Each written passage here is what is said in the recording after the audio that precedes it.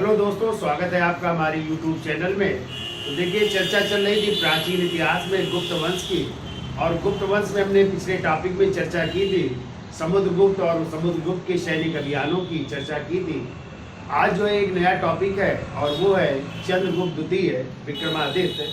तो आपको पता है कि समुद्रगुप्त की मृत्यु के बाद जो है अगले जो शासक बनते हैं वो है चंद्रगुप्त द्वितीय विक्रमादित्य। लेकिन समुद्रगुप्त और चंद्रगुप्त द्वितीय विक्रमादित्य के बीच एक और शासक का नाम मिलता है और वो है रामगुप्त, जिनका उल्लेख जो है विशाख दत्त की पुस्तक देवी चंद्र गुप्तम में। अन्य और बहुत से स्रोत हैं जिनसे उनके विषय में जानकारी प्राप्त होती है। लेकिन वो कुछ समय के लिए शासक बने और इसके बाद जो है चंद्रगुप्त द्वितीय ने अपने भाई रामगुप्त की हत्या करके जो है फिर जो है सत्ता स्थापित करते हैं। तो हम जो है बीच में रामगुप्त भी चर्चा कर लेंगे और चंद्रगुप्त द्वितीय विक्रमादित्य की चर्चा कर लेते हैं। तो देखिए, चंद्रगुप्त द्वितीय विक्रमादित्य का टाइम है 375 से 415 ईस्वी। चंद्रगुप्त द्वितीय विक्रमादित्य के कई नाम हैं, तो पहले लिखे अन्य नाम इनके क्या क्या थे। अन्य नाम देखिए, इनका नाम देव भी मिलता है, इनका नाम देवराज भी मिलता है,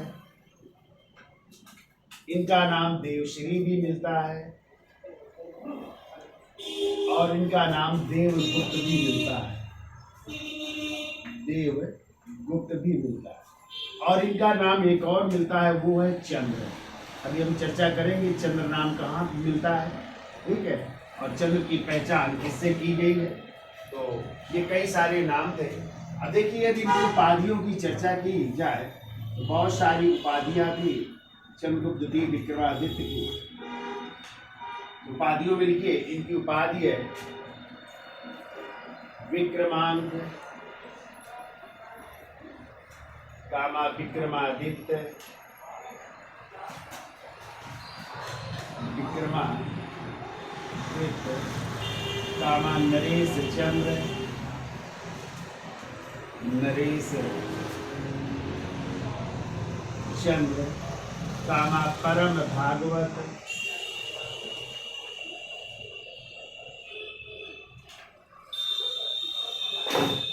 परम भागवत, सिंह विक्रम, सिंह विक्रम, कामा शाकरी, शाकरी इनकी उपाधि है। तो शाकर के अलावा जो है नरेंद्र सिंह, नरेंद्र सिंह, कामा सह शांत भी इनकी उपाधि है। तो सह शांत, सह शांत, बहुत सारी इनकी उपाधियां हैं। और अब आइए, इनके पिता का क्या नाम था। पिता का नाम था समुद्रगुप्त,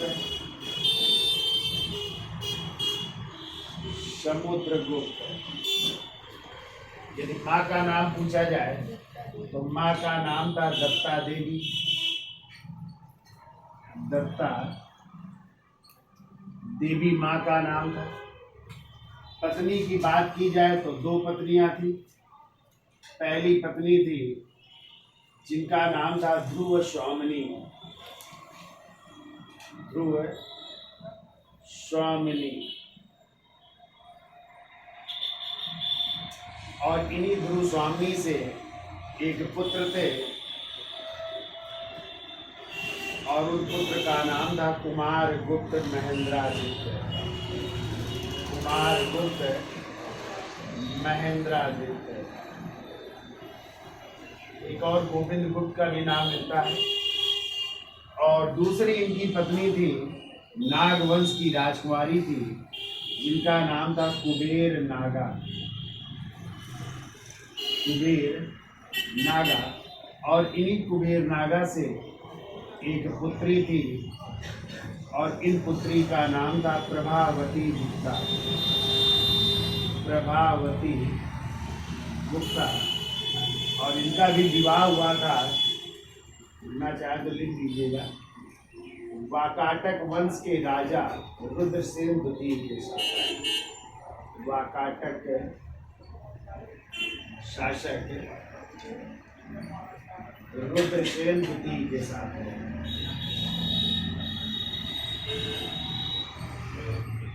रुद्रसेन द्वितीय के साथ हुआ। ठीक है,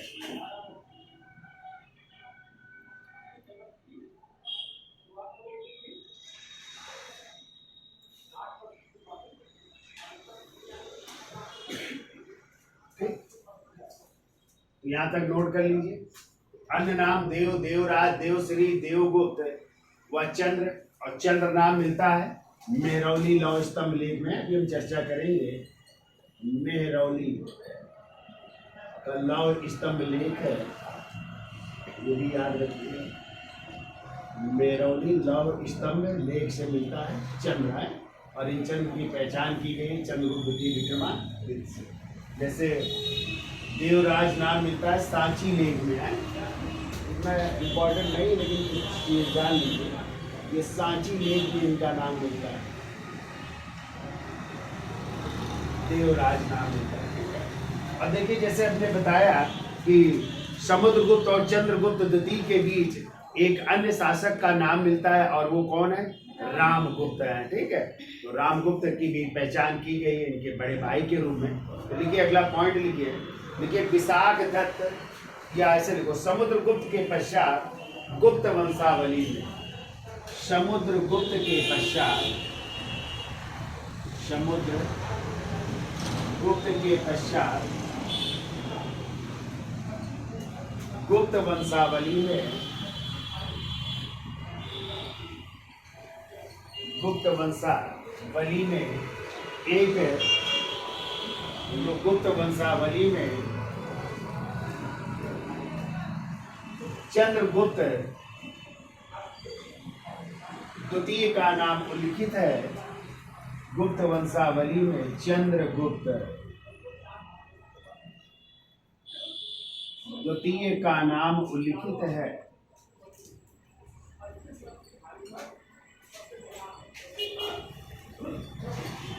चंद्रगुप्त द्वितीय का नाम उल्लिखित है, परंतु दोनों शासकों के बीच,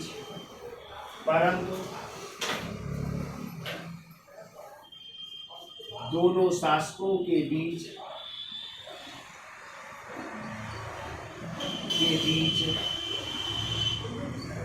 रामगुप्त नामक एक दुर्बल शासक का उल्लेख मिलता है। रामगुप्त नामक एक दुर्बल शासक का उल्लेख मिलता है। दुर्बल शासक का उल्लेख मिलता है। ठीक है, तो बीच में एक दुर्बल शासक जो रामगुप्त जिनका उल्लेख मिलता है। ठीक है, देखिए विशाख दत्त की पुस्तक, अगला पॉइंट, विशाख दत्त की पुस्तक। देखिए विशाख दत्त की दो पुस्तकों की हमने चर्चा की थी, एक मुद्रा राक्षस, तो मुद्रा राक्षस से हमें मौर्य वंश की जानकारी मिलती है, और दूसरी किताब है इनकी देवी चंद्र गुप्तम, जिसमें हमें गुप्त वंश की जानकारी मिलती है। तो लिखिए विशाख दत्त की पुस्तक देवी चंद्र गुप्तम में, देवी चंद्र गुप्तम में रामगुप्त का शासक के रूप में वर्णन है। रामगुप्त का शासक के रूप में वर्णन है। रामगुप्त का शासक के रूप में वर्णन है। इसके अलावा बाणभट्ट के हर्षचरित, अगला पॉइंट को, इसके अलावा बाणभट्ट की पुस्तक है ना हर्षचरित और कादंबरी, तो हर्षचरित से भी जानकारी मिलती है रामगुप्त की। बाणभट्ट की पुस्तक हर्षचरित, कामा राजशेखर की काव्य मीमांसा, राजशेखर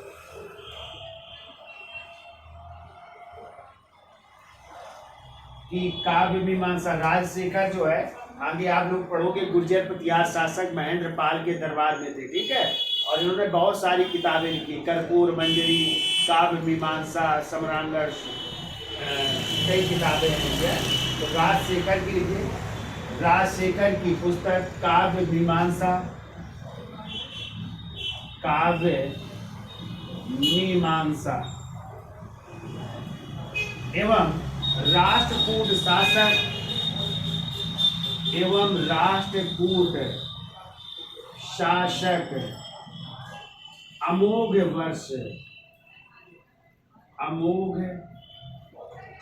वर्ष, अमोघ वर्ष के सज्जन ताम्रपत्र, अमोघ वर्ष के सज्जन ताम्रपत्र। ये भी पिछली बार आया था क्वेश्चन टीजीटी में, कि अमोघ वर्ष के किस अभिलेख से रामगुप्त की जानकारी मिलती है। तो सज्जन ताम्र पत्र लेख से भी रामगुप्त के विषय में जानकारी प्राप्त होती है, ठीक है।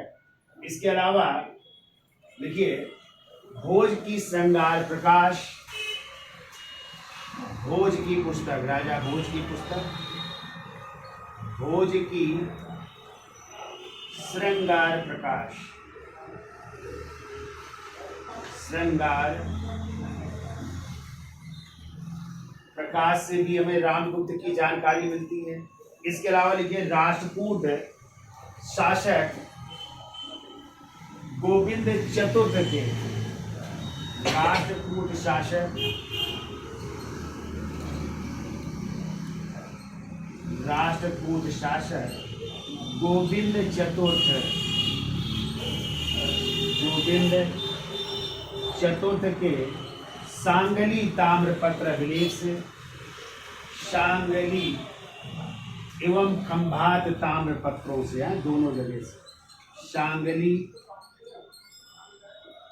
एवं खंभात, खंभात को कैम्बे भी कहते हैं, खंभात या कैम्बे ताम्रपत्र अभिलेख से भी, ताम्रपत्र अभिलेख से भी जो है रामगुप्त के विषय में जानकारी प्राप्त होती है, ठीक है।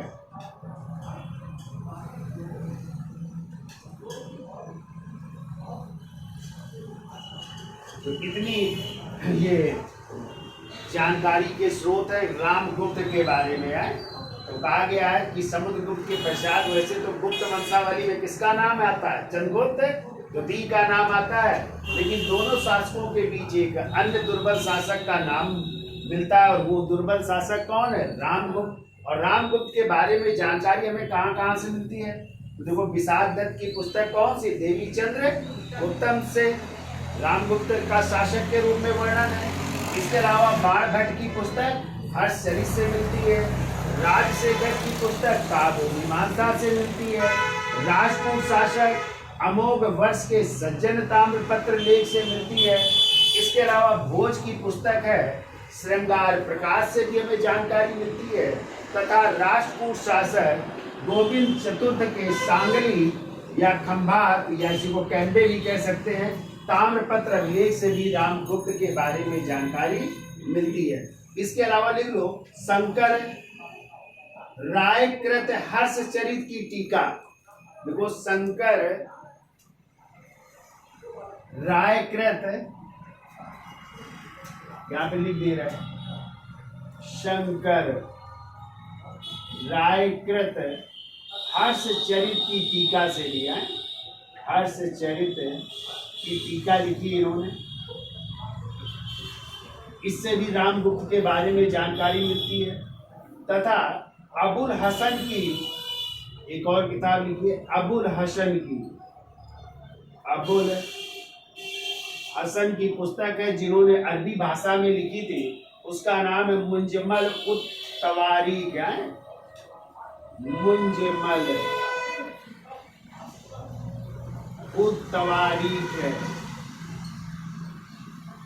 ये अरबी में लिखी थी इन्होंने। इससे भी हमें जो है रामगुप्त के विषय में जानकारी प्राप्त होती है। यानी इन सब में रामगुप्त का वर्णन मिलता है। ये भी याद रखिएगा। शंकर राय की हर्षचरित की टीका अबुल हसन ने अरबी भाषा में लिखी थी। मुंजमल उल तवारीख से भी जो है हमें रामगुप्त के बारे में जानकारी प्राप्त होती है। ठीक है, अब देखिए बेसनगर नाम सुना है? बेसनगर पड़ता है विदिशा है, और वहीं पे एक स्थान है दुर्जनपुर। तो वहां पे जो है 3 जैन ऋषियों की जो है प्रतिमाएं मिली हैं, और इनमें भी रामगुप्त का नाम अंकित है। तो ये अभी भी क्वेश्चन आया था कि कहाँ से 3 जैन प्रतिमाओं की मूर्ति मिली है। तो बेसनगर विदिशा के पास एक स्थान है दुर्जनपुर है, वहां से 3 जैन ऋषियों की क्या मिली है? प्रतिमाएं मिली हैं, और उन प्रतिमाओं में किसका नाम अंकित है? रामगुप्त का। इसका मतलब कि वो रामगुप्त शासक हुए हैं। ठीक है, तो इसका स्क्रीनशॉट ले लो, भी आगे चलते हैं। अब देखिए इसके अलावा और रामगुप्त का कहाँ पे उल्लेख मिलता है, तो देखिए अगला पॉइंट देखो, बेसनगर विदिशा के, देखो बेसनगर विदिशा, बेसनगर विदिशा के दुर्जनपुर नामक स्थान से, के दुर्जनपुर, ये इंपॉर्टेंट है, याद रखिएगा। दुर्जनपुर नामक स्थान से, नामक स्थान से 3 जैन प्रतिमाएं, 3 जैन प्रतिमाएं, जैन प्रतिमाएं प्राप्त हुई है। 3 जैन प्रतिमाएं प्राप्त हुई है। तो 2 कहते हैं चंद्र प्रभु की है, ले लीजिएगा, 2 जो है चंद्र प्रभु की है, और एक प्रतिमा जो है वो है पुष्प दंत की है, पुष्प दंत की प्रतिमा है। ठीक है, इधर आ रहा है। तो 2 चंद्र प्रभु की है, एक पुष्प दंत की है। ठीक है, तो ये कहते हैं 3 जैन प्रतिमाएं मिली हैं, जिनमें जो है रामगुप्त का भी नाम है। ठीक है, लिखिए इनमें, जिनमें रामगुप्त का नाम, एक तो नाम भी है रामगुप्त का, और दूसरी इनकी उपाधि भी अंकित है। ठीक है, और उपाधि कौन सी? महाराजा धीराज की उपाधि अंकित है। उपाधि लिखिए, महाराजा धीराज की अंकित है, महाराजा धीराज की उपाधि भी अंकित है। ठीक है, देखो इसका मतलब शासक रहे होंगे, चूंकि उपाधि है उनकी महाराजा धीराज की। ठीक है, और ऐसा उल्लेख भी है, तो ये भी जानकारी प्राप्त हो रही है। ठीक है, इसके अलावा लिखिए रामगुप्त के कुछ तांबे के सिक्के, देखिए रामगुप्त के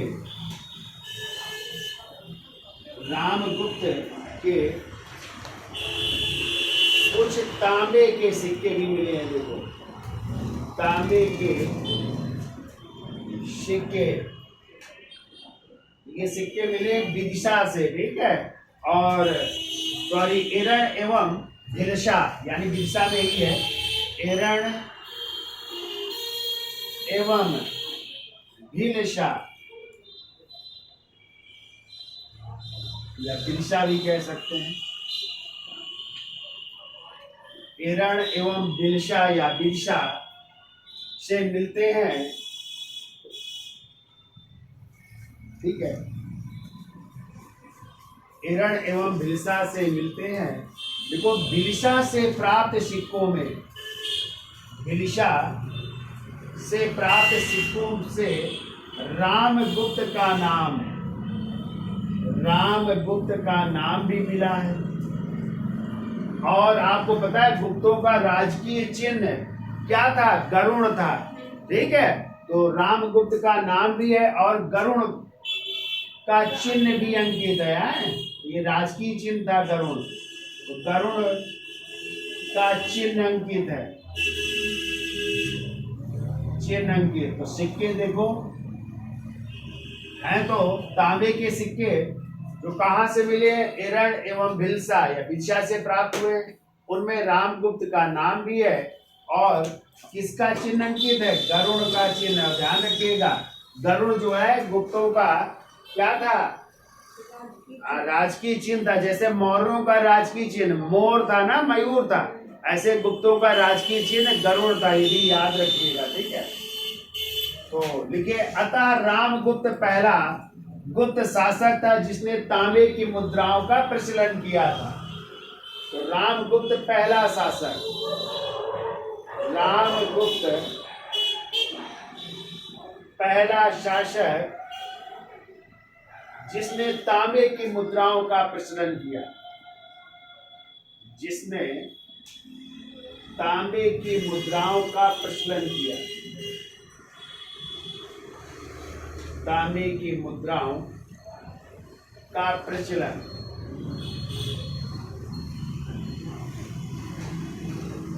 तांबे की मुद्राओं का प्रचलन किया, ठीक है। फिर हमने आपको कहानी बताई थी कि रामगुप्त जो है शक शासक रुद्र सिंह तृतीय से क्या हो गए थे? पराजित हो गए थे, और अपनी पत्नी किसको, जिनका नाम था ध्रुव स्वामी या ध्रुव देवी को हार गए थे ना।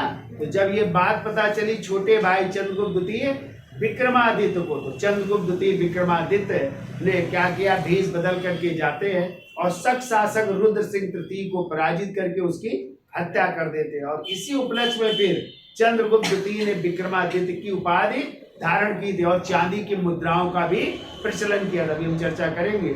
और फिर उन्होंने ध्रुव स्वामी से क्या किया था? विवाह कर लिया था, और उसी ध्रुव स्वामी से पुत्र हुआ था जिसका नाम था कुमार गुप्त महेंद्रादित्य, ठीक है।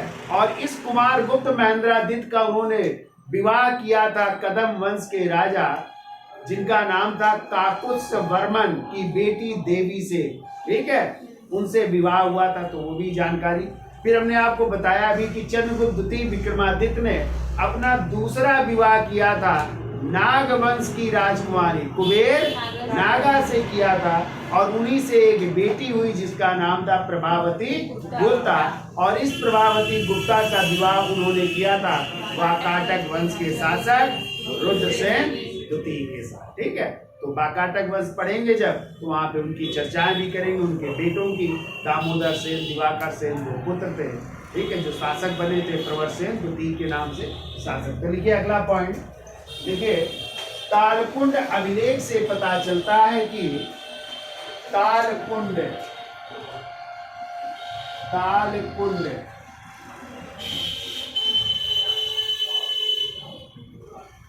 अभिलेख से पता चलता है कि चंद्रगुप्त द्वितीय ने कदम्ब वंश या कुंतल प्रदेश है, चंद्रगुप्त द्वितीय ने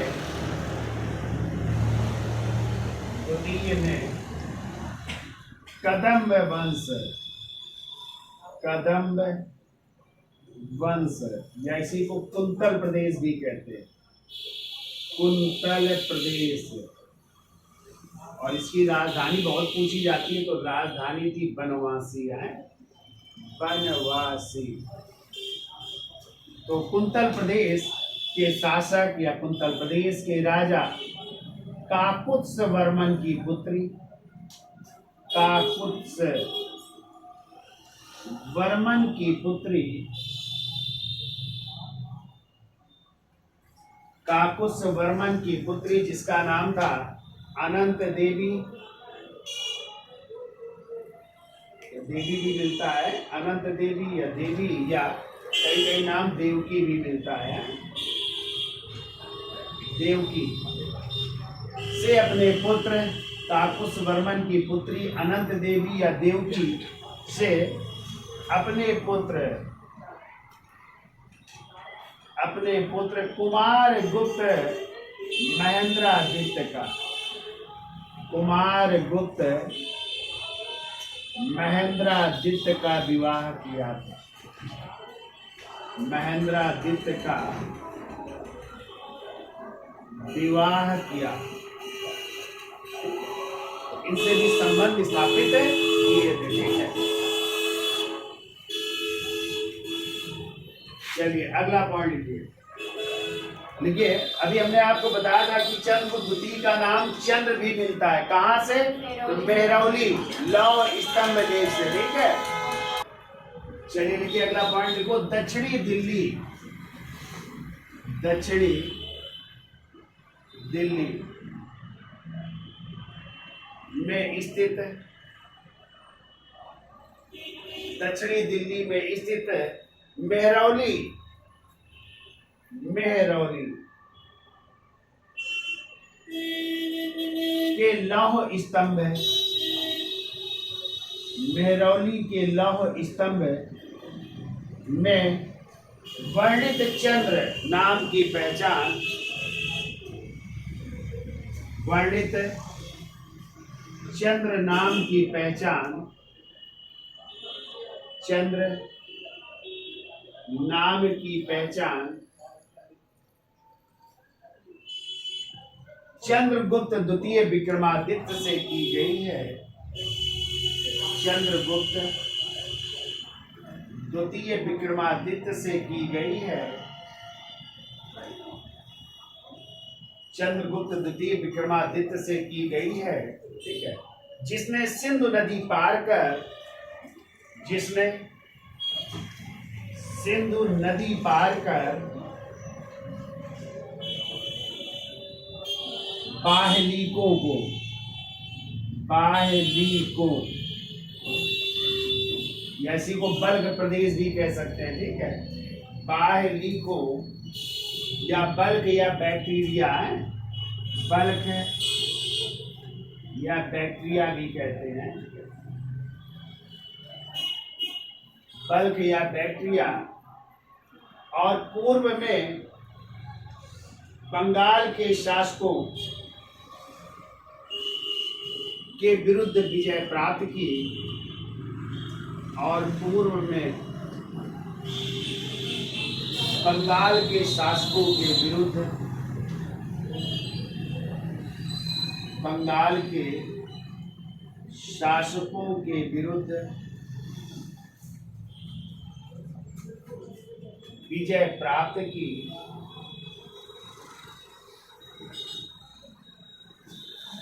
तो बंगाल के शासकों के विरुद्ध विजय प्राप्त की, और इस विजय के उपरांत पंजाब में, और इस विजय के उपरांत पंजाब में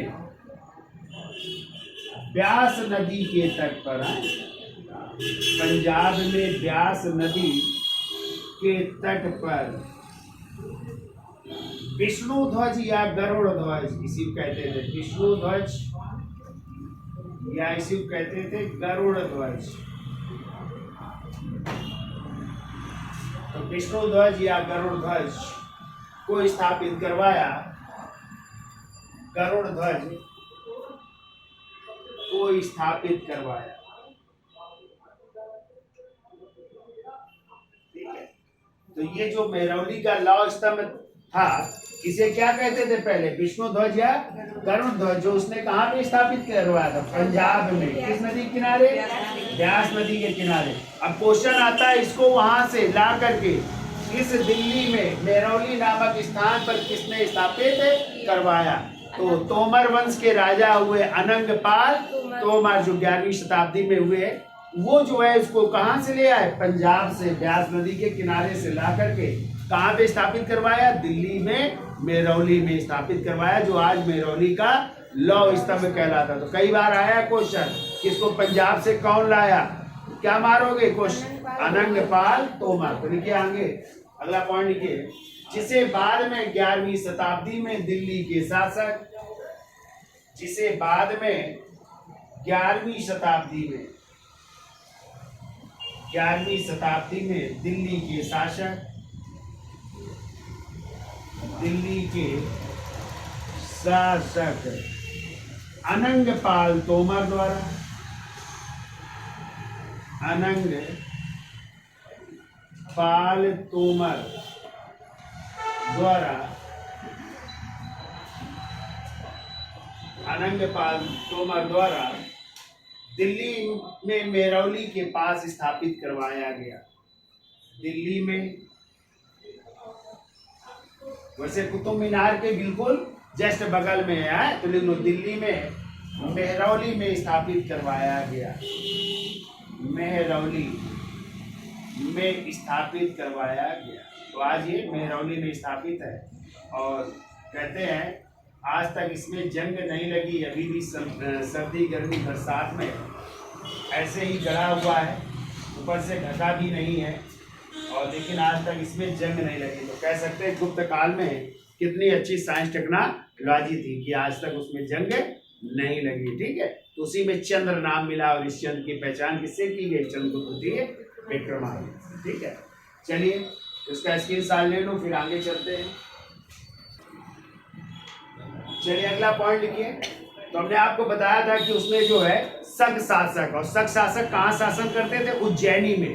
तो उज्जैनी में अंतिम शक शासक थे रुद्र सिंह तृतीय, को पराजित किया था। और कहानी भी अभी हमने बताई थी, क्योंकि रामगुप्त जो बड़े भाई थे वो पराजित हो गए थे ना, अपनी पत्नी को हार गए थे, तो उनको पराजित किया। और इसी उपलक्ष्य में व्याघ्र शैली के इन्होंने सिक्के भी चलाए थे, चांदी की मुद्राएं भी चलाई दिया है। तो देखिए देखो, चंद्रगुप्त द्वितीय ने उज्जैनी के अंतिम शासक,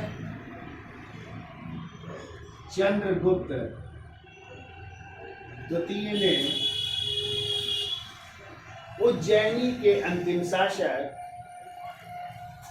उज्जैनी के अंतिम शक शासक कर लो, शक शासक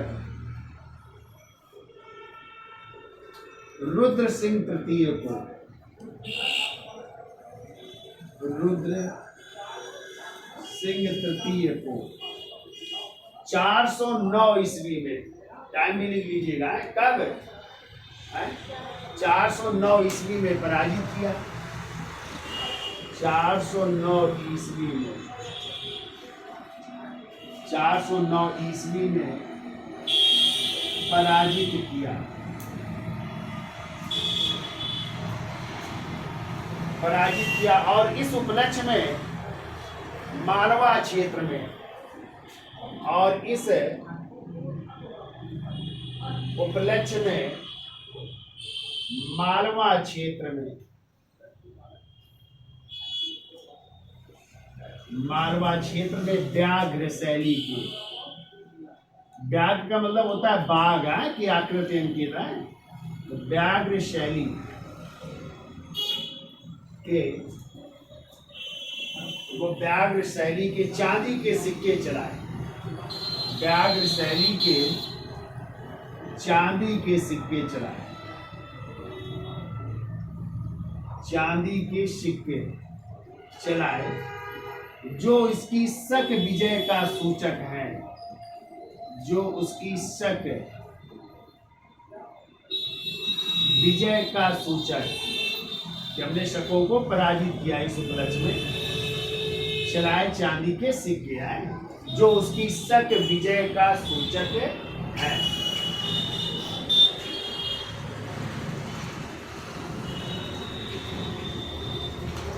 ठीक है, अगला पॉइंट लिखिए। तो चंद्रगुप्त द्वितीय के समय पाटलिपुत्र और उज्जैनी, चंद्रगुप्त द्वितीय के समय पाटलिपुत्र और उज्जैनी, पाटलिपुत्र और दूसरा उज्जैनी शिक्षा के प्रमुख केंद्र थे, या विद्या के प्रमुख केंद्र थे, शिक्षा के प्रमुख केंद्र,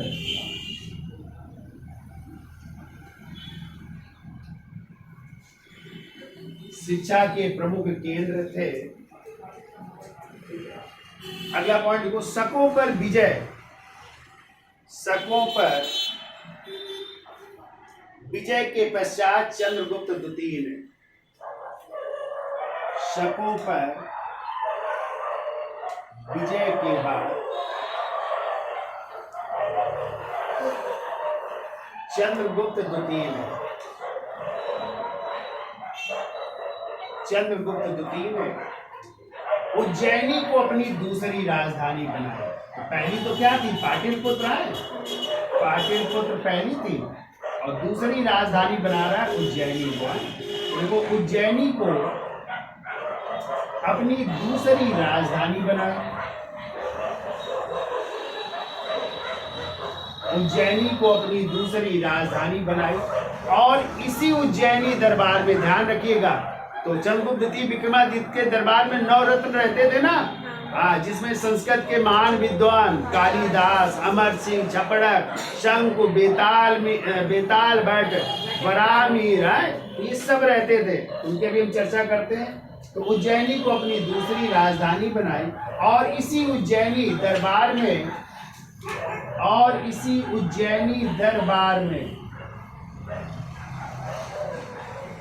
9 रत्न रहते थे। इसी उज्जैनी दरबार में 9 रत्न रहते थे। तो ध्यान रखिएगा, पाटलिपुत्र नहीं मारेंगे।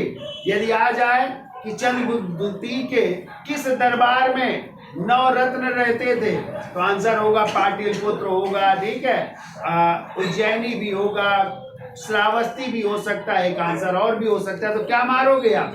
उज्जैनी दरबार में रहते थे, ठीक है। कौन कौन थे? तो नाम लिखिए। पहला लिखिए कालिदास, 9 नाम लिखने हैं आप लोगों को। लिखिए कालिदास, और कालिदास आपको पता है, इनको भारत का शेक्सपियर भी कहते हैं ना, और 9 रत्नों में से प्रमुख थे। तो लिख लीजिए, भारत का शेक्सपियर भी कहते हैं। और लिखो 9 रत्नों में से एक ये थे, 9 रत्नों में से एक है। दूसरा नाम लिखिए, देखिए धनवंतरी, धनवंतरी। और ये क्या थे? चिकित्सक थे ना, तो लिखिए चिकित्सक, ये भी लिखिएगा, पूछा जा सकता है क्या थे ये, चिकित्सक थे। तीसरा नाम लिखिए छपड़क, छपड़क। और ये फलक ज्योतिष के जानकार थे, फलक ज्योतिष के जानकार, ठीक है। तो छपड़क जो है फलक या फलित ज्योतिष या फलक ज्योतिष के जानकार थे, ठीक है। फिर को अमर सिंह,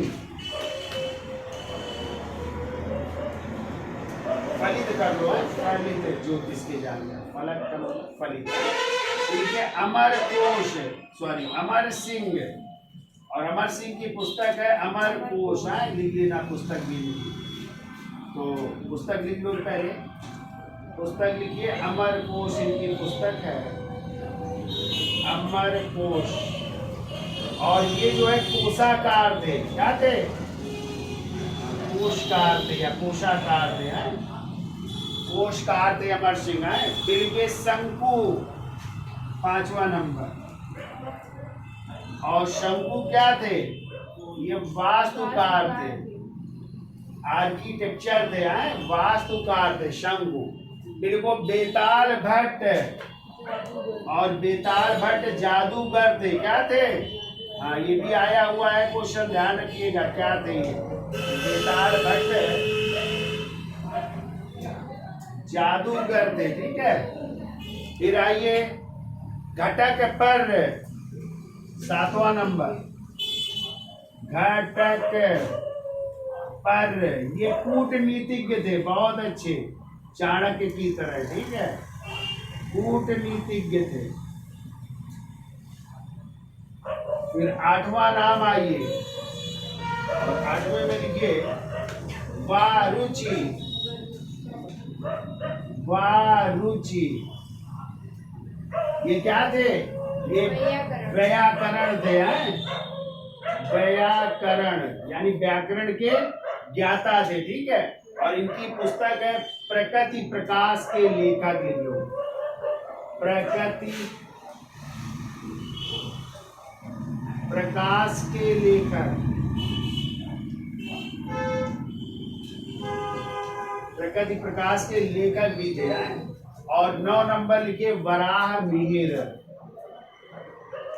वराहमिहिर।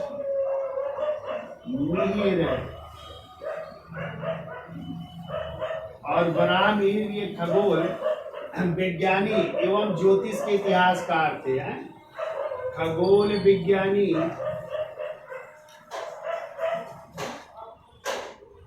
एवं ज्योतिष के इतिहासकार, ज्योतिष के इतिहासकार थे। ठीक है। और फलित ज्योतिष के प्रणेता भी, वास्तु विद्या के महान आचार्य भी थे। देख लो, वास्तु विद्या के महान आचार्य, वास्तु विद्या के महान आचार्य भी थे। तो इस तरह ये लोग जो है नवरत्न थे, जो है जो किसके दरबार में रहते थे? चंद्रगुप्त द्वितीय विक्रमादित्य के दरबार में रहते थे। ठीक है। अगला पॉइंट लिखिए, चंद्रगुप्त द्वितीय साहित्य एवं कला के संरक्षक थे। चंद्रगुप्त द्वितीय साहित्य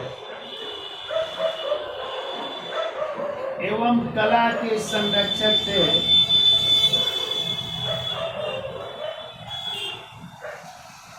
साहित्य एवं कला के संरक्षक थे, इसलिए इसके काल को कला एवं ज्योतिष का स्वर्ण काल कहते हैं।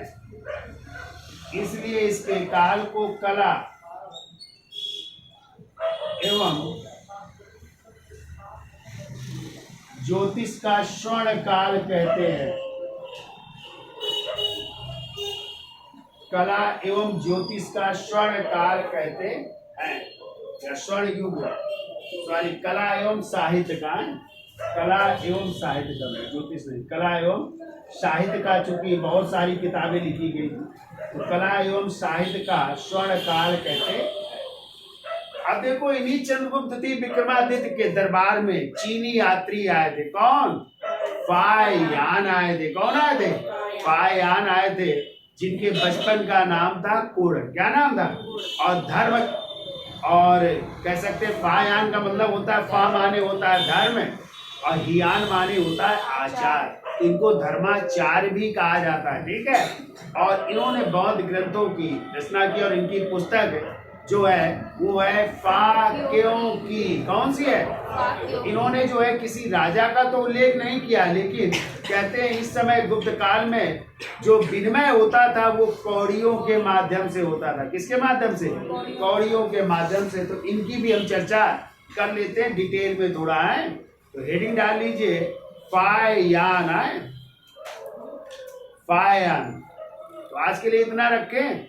ठीक है, आज इतना रखते हैं, कल फिर चर्चा करते हैं आगे। फाहियान और भी चंद्रगुप्त द्वितीय विक्रमादित्य के कौन कौन से अभिलेख मिले हैं और वहां से क्या क्या जानकारियां। ठीक है, अभिलेख बहुत पूछे जाते हैं, तो हम अभिलेखों की भी चर्चा करेंगे कि कौन कौन से चंद्रगुप्त द्वितीय के अभिलेख हैं। और सिक्के, तो कई प्रकार के सिक्के भी चलाए थे चंद्रगुप्त द्वितीय विक्रमादित्य ने, उनकी भी हम चर्चा करेंगे। तो पहले फाहियान की चर्चा कर लेते हैं, जो चंद्रगुप्त द्वितीय विक्रमादित्य के दरबार में आए थे। ठीक है, आज के लिए इतना रखते हैं।